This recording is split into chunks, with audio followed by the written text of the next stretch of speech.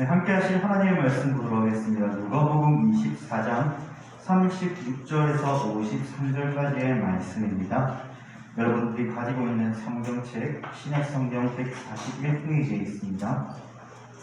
누가복음 24장 36절로 53절까지의 말씀들이 한 절씩 교독하시고 마지막 53절은 같이 교독해 보도록 하겠습니다.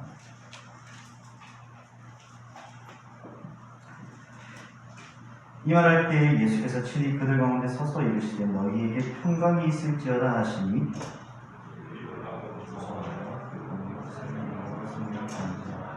예수께서 이르시되 어찌하여 두려워하며 어찌하여 마음에 의심이 일어나느냐 내 손과 발을 모아줄 알거나 또 나를 만져보라 너희 사이가 뼈없으되 너희는 그것과 같이 나누느니라.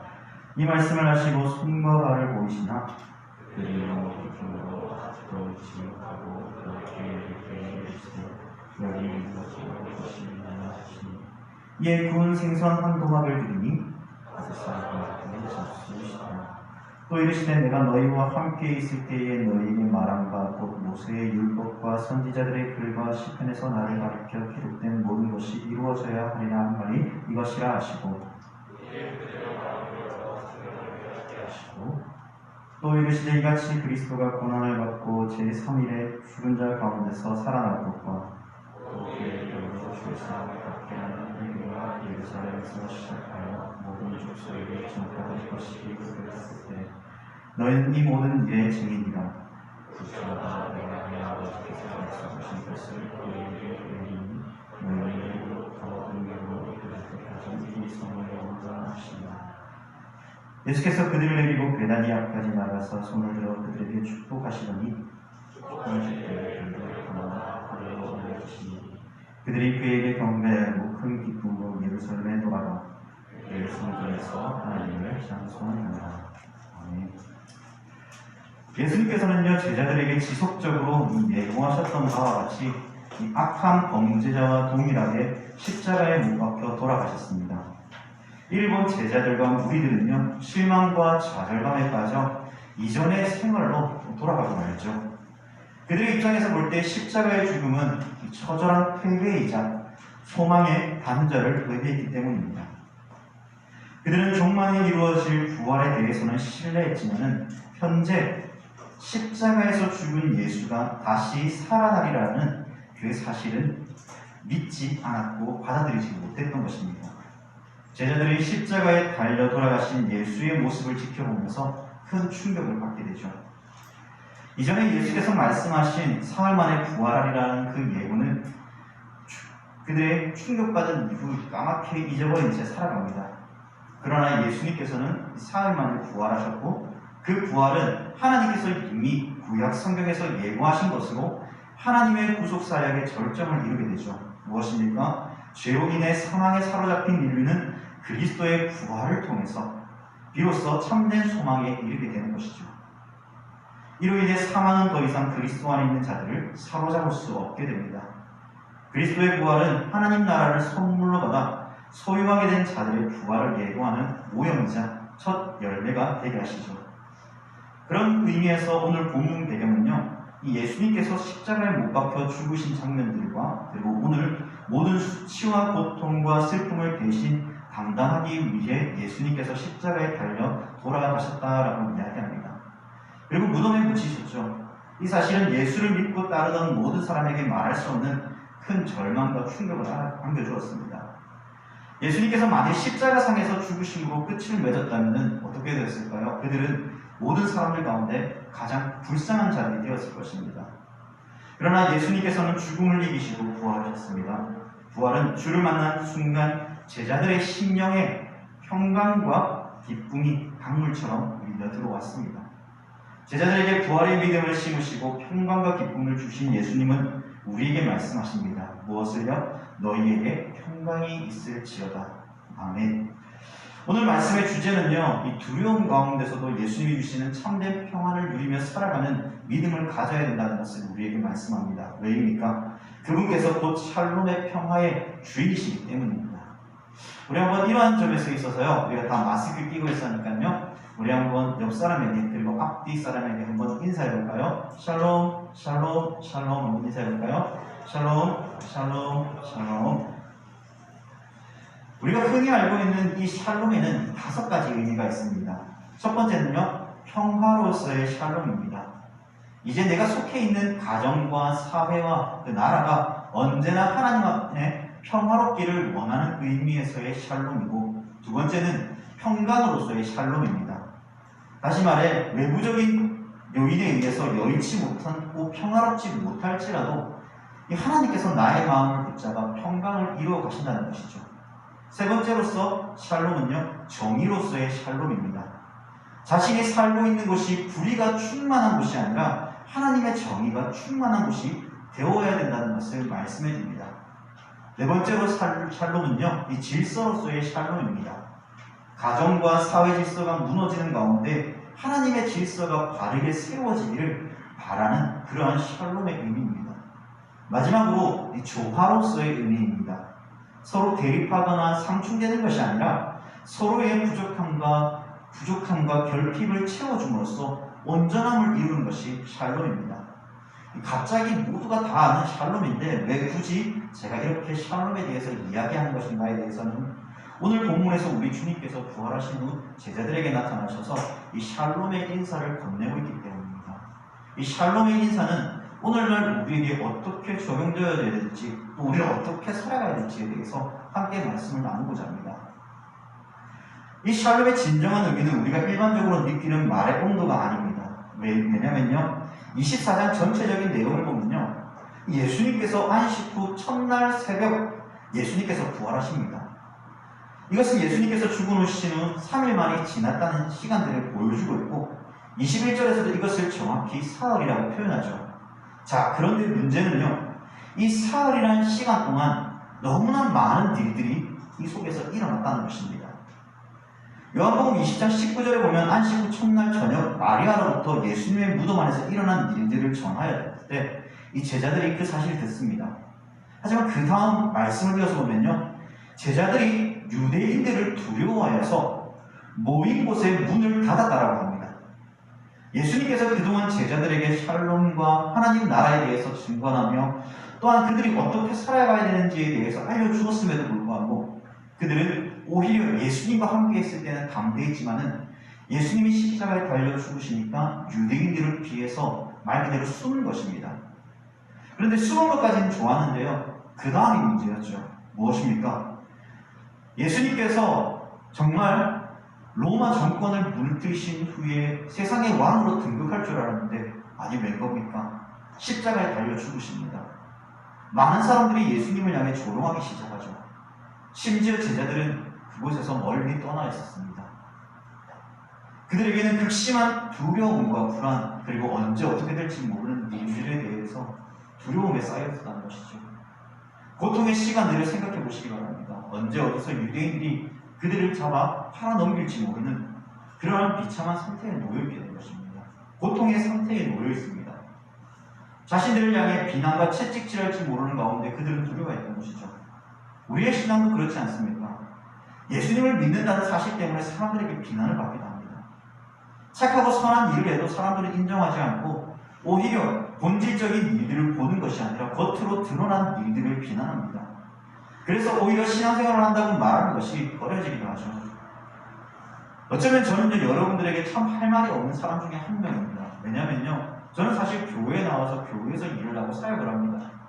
그러다 보니 여러분들이 직접 경험하는 그러한 삶의 이야기는 직접적으로 그냥 들려지고 이야기되어질 뿐 저와는 전혀 관계가 없는 그러한 일상적인 삶일 정도입니다. 직장생활을 하는 청년들에게 있어서는요, 교회 갔다는 그 이유 하나만으로 사람들에게 무시를 당하고 사람들에게 비난을 받습니다. 꼭 그렇게 해야만 하니? 꼭 교회를 가야만 하니? 교회에서 온라인 예배도 있는데 왜 꼭 그렇게 현장에 가야 되느냐고 이야기하고 비난합니다. 심지어 교회 가는 것에 대해서 사람들로부터 왕따를 당하기도 합니다. 착한 일을 아무리 많이 해도 그것과는 상관없습니다. 이러한 때에 예수님께서 제자들에게 나타나 이렇게 말씀하시죠. 36절 말씀입니다. 너희에게 평강이 있을지어다. 오늘 이 말씀이 오늘을 살아가는 저와 여러분들에게 큰 위로가 되길 바랍니다. 그러면 이러한 큰 위로가 되기 위해서 또 우리가 그 평강을 누리기 위해서 우리는 어떠한 삶의 자세와 모습을 가지고 나아가야 되겠습니까? 13절에 예수님께서 죽으신 후 제자들 가운데 둘이 엠마오라는 마을을 향해 가죠. 그리고 예수님에 대하여 일어난 모든 일들을 서로 이야기합니다. 예수님께서는 그들의 대화 가운데 함께 하시며 그들과 동행하시죠. 하지만 정작 그들의 눈은 어두워져서 그분이 예수님인지를 모릅니다. 하지만 그들과 유하시며 떡을 떼시어 나누어 줄 때 비로소 그들의 눈이 밝아져서 예수님인지를 알게 되었다고 합니다. 그 후에 예수님은 보이지 않죠. 예수님과 방금까지 함께했던 두 제자는 이 사실을 깨닫고 다시 온 길로 돌아가 제자들을 만나 이 소식을 전합니다. 그러면 오늘 제가 여러분들에게 말하고 싶은 것은 무엇입니까? 첫 번째는 바로 제대로 믿지 못하면 그 평강을 누리지 못한다는 것입니다.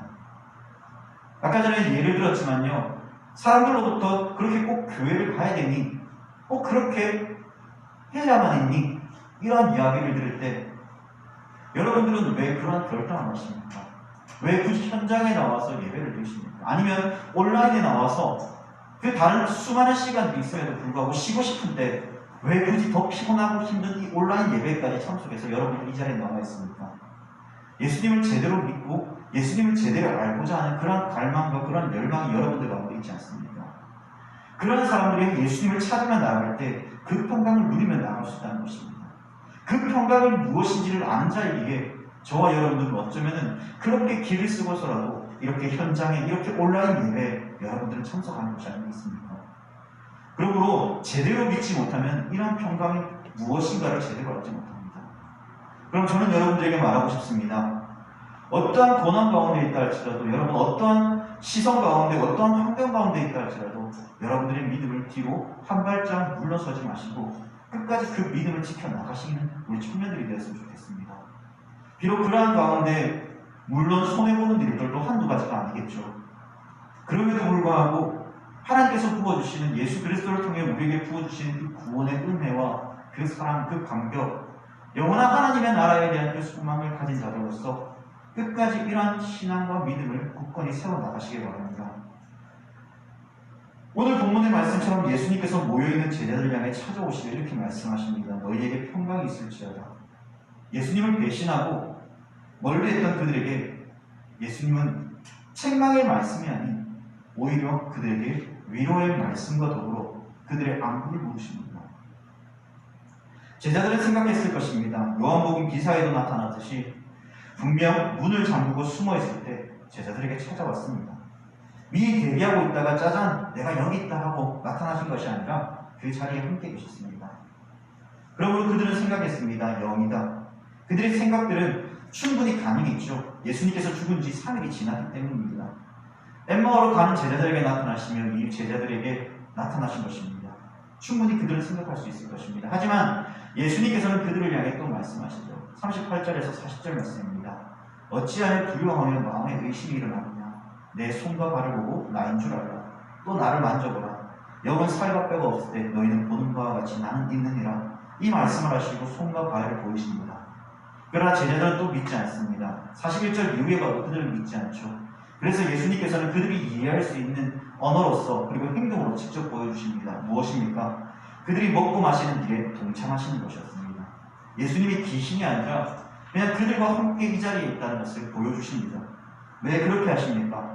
그들이 알지 못하는, 그들이 믿을 수 있는 그러한 증거를 보여주시는 것이 무엇입니까? 내가 너희와 함께 한다는 것이죠. 내가 너희와 함께 한다는 것입니다. 우리는 때를 걸어갈 때 예수님께서 없는 것처럼 여기며 우리는 실망하고 좌절할 때가 많습니다.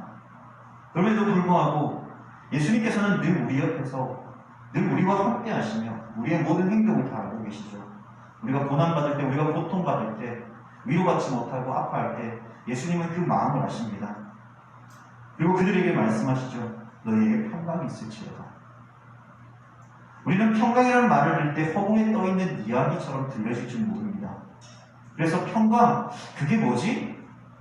그래, 평안은 어떻게 받고 어떻게 내 삶에 적용되지? 라고 생각할 때가 있었겠죠. 여러분, 평강은 눈에 직접적으로 보이는 것은 아닙니다. 우리의 삶 가운데 나타나면 우리도 그 길로 하나님께서 인도하며 살아가게 하실 때에 힘들고 어려울 때도 고난 중에도 우리에게 이 평강이라는 것은 눈에 보이지 않지만은 뭔가 우리 안에 따뜻함과 뭔가 우리 안에 위로받는 그러한 마음들, 그러한 생각들, 그리고 그 기쁨들을 우리 안에 회복해 하시는 것입니다. 우리는 예수님과 가까이 하며 나아갈 때, 예수님을 제대로 믿으며 나아갈 때 이러한 평강을 누릴 수 있습니다.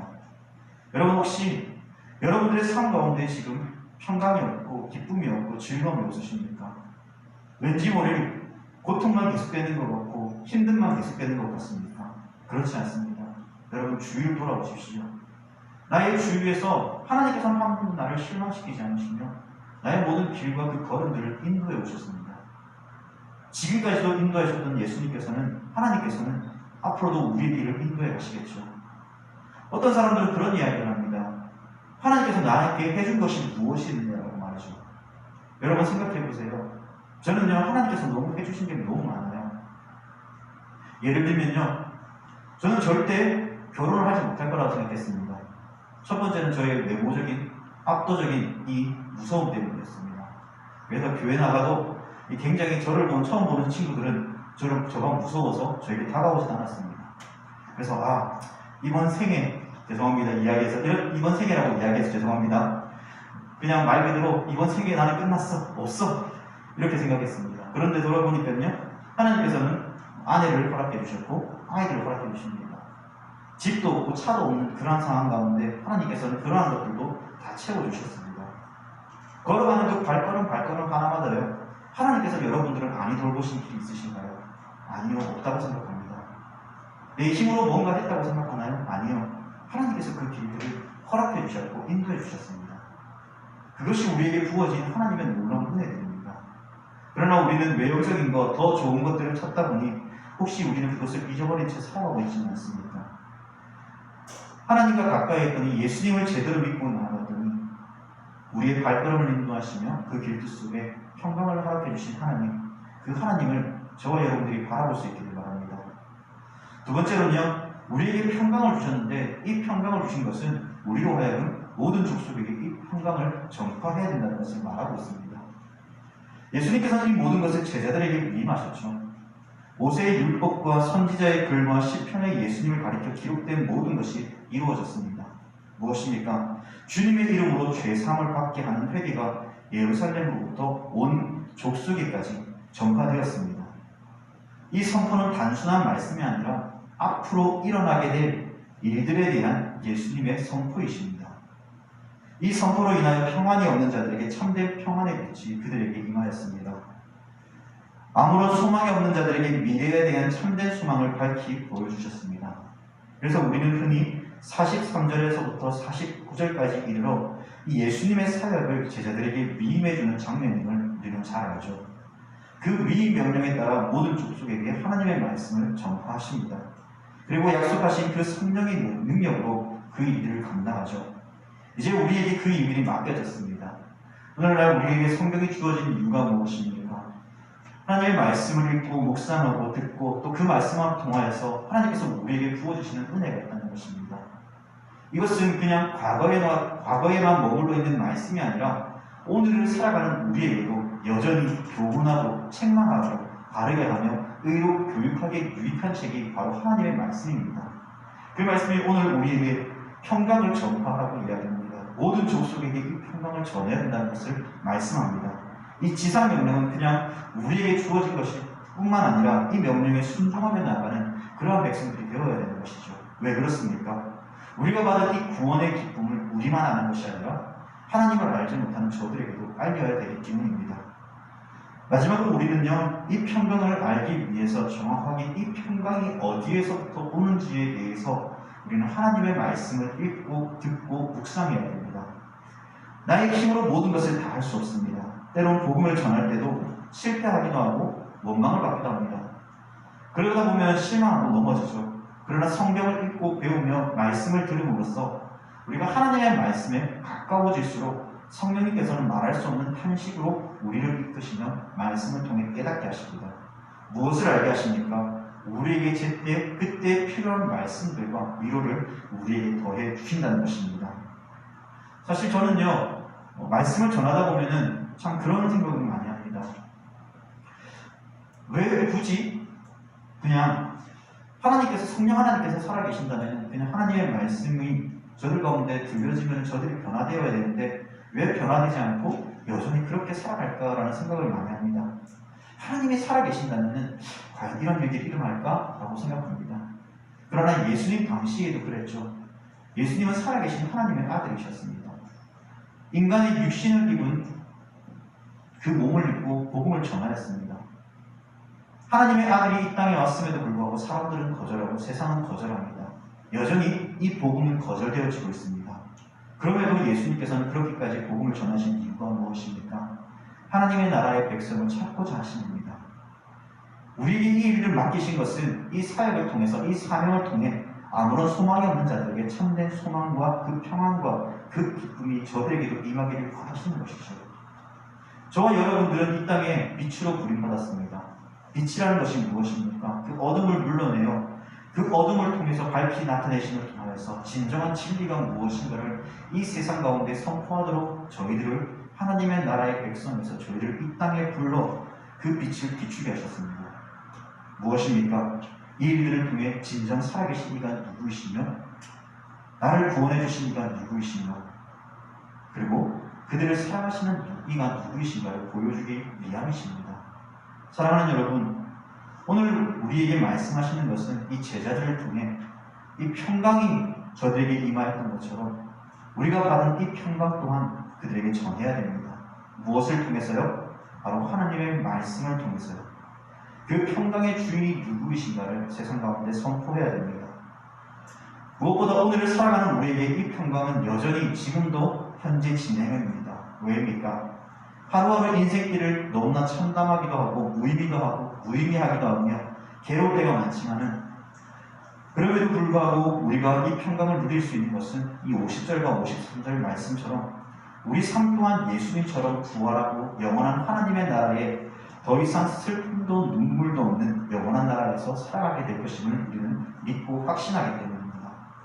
그러므로 오늘 우리에게 말씀해 줍니다. 너희에게 평강이 있을지어다. 보라, 내가 사망의 권세에서 다시 살아난 것처럼 너희도 그러할 것이며 내가 하나님의 나라로 올라지는 것처럼 내가 이 땅 가운데 다시 내려와 너희도 하늘로 올라가는 은혜와 기쁨을 허락해 주실 것이다 라고 말합니다. 그리고 영원히 하나님 나라에서 하나님을 찬송하며 영광의 기쁨을 함께 누릴 것이다 라고 이야기합니다. 오늘 우리에게 주어진 이 평강의 은혜, 이 구원의 은혜, 이 기쁨의 은혜가 여러분들의 삶 가운데 지속되기를 소망합니다. 무엇보다도요, 저는 여러분들에게 간절히 소망하는 것은 비록 예수 때문에 힘들고 어려운 그 어떤 고난과 아픔이 있을지라도 여전히 주님은 우리와 함께 하시는 그 속에서 우리에게 평강과 기쁨을 주시기를 원하시는 분이 바로 예수님이시라는 사실을 믿고 고백하기를 바랍니다. 영원히 하나님 나라에서 영원히 하나님과 함께 기뻐하며 즐거워하는 그 영광의 기쁨을 이 땅에서 평안이라는 그 이들을 통해 우리에게 작게나마 그 천국의 기쁨이 무엇인가를 알려주셨고 우리는 이 기쁨을 소유하면서 앞으로 우리에게 영원히 주어질 이 영원한 천국의 기쁨, 이 평강을 누리며 살아가는 우리 귀한 청년들이 되기를 주님의 이름으로 간절히 부탁드립니다.